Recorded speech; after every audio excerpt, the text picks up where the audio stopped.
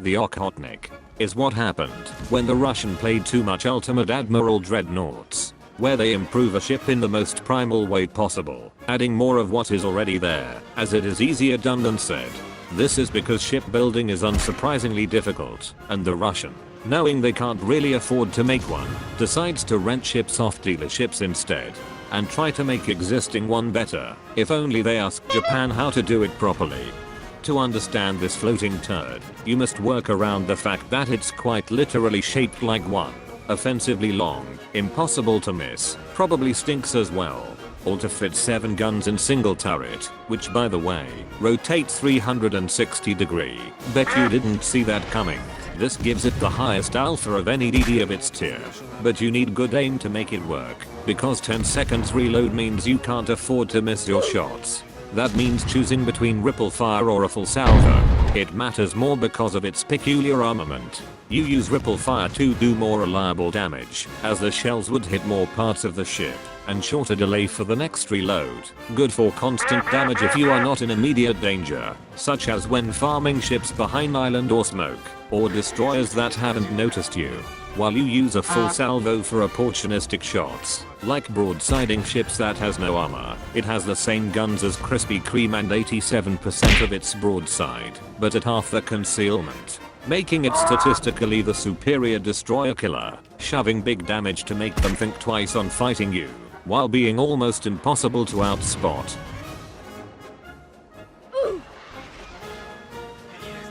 Well, until it gets shot in return.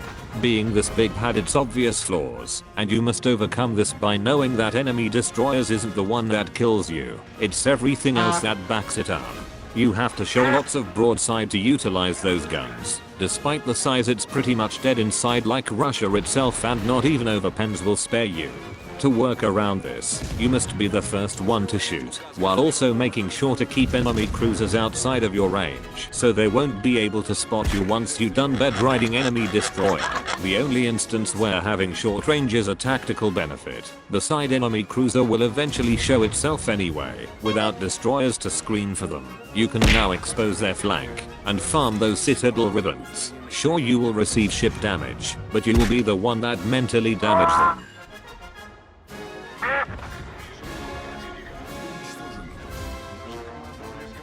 That being said, it is not a cruiser killer like those German destroyers. Its main focus is to clear out destroyers and provide confidence boost for your team, letting them know you are not a torpedo boat that spams torpedoes without hitting anything and ignores objectives. Not like it has good torpedoes, but you do get loads of them. Think of it as those ballistic missiles in Cuba. It only needs to go a short distance. One side prefer such thing not happening while the other wished their intention weren't so obvious in hindsight. Likewise, you should not be compelled to use them for suicide run because it's your only reliable tool to do damage. The slow speed and short range makes them easy to dodge and may give the enemy those contents I desperately need. To make them work, you must use islands to cover your approach, The less time they have to respond, the more likely you are to succeed, but only do this once enemy destroyers are dead and no other ships are nearby. Pull this off correctly, and the game might reward you with dumb ships that plays victim better than retards on Twitter.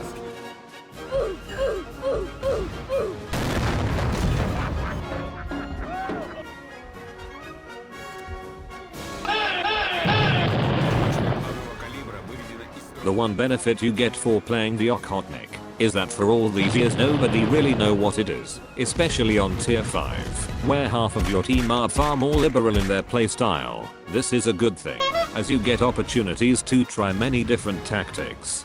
With such limited range, you will have less variables to think about, so more likely than not, you get people voluntarily showing how vulnerable they are. Smoke is your most valuable tool. You use them to trick the enemy to do the obvious, then abandon it, so you can keep shooting and spotting. You can do this because you're one who shoots first, being one step ahead of the enemy every time. If you're in smoke and have nothing to shoot, take a peek outside to spot the enemy, and don't forget to sneak a salvo before vanishing again.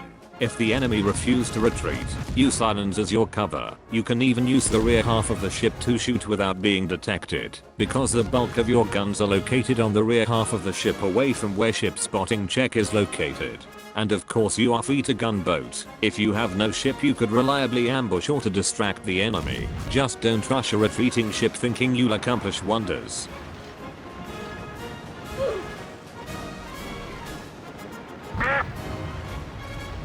Since you'll be playing random battles, you will also face zero counterplays. Your AAR people preying on deck hoping for enemy planes to get mechanical damage, and let's not forget the occasional RNG where you get shit that aligns instead of stars. It doesn't even get depth charges. At least you don't have to worry about submarines. Can't kill what you can't hit.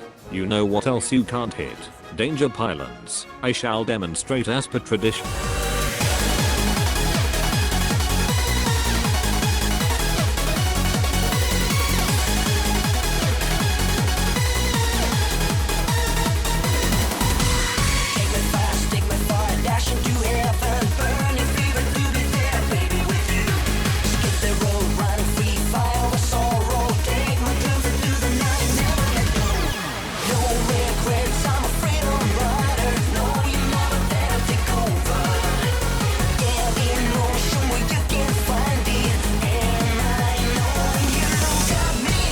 Baby, you can do it!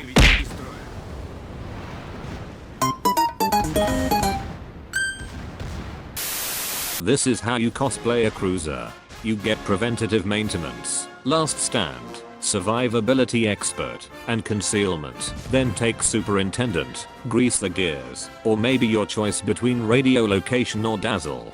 For the upgrades you take main armament 1, engine room protection, and aiming system mod 1. This is a ship for you if you wanna clap destroyers all day without the threat of radar, shell spam, secondaries, getting spotted from the moon, and accusation of pedophilia. You simply need to cope with the fact that it won't win any beauty awards. But who the hell cares when you can't even see half the ship? Now go out there and win games in the most stupid way possible, because it is still alien for most people, who underestimate the power of Russian ingenuity when they are not in the mood on making totally original design.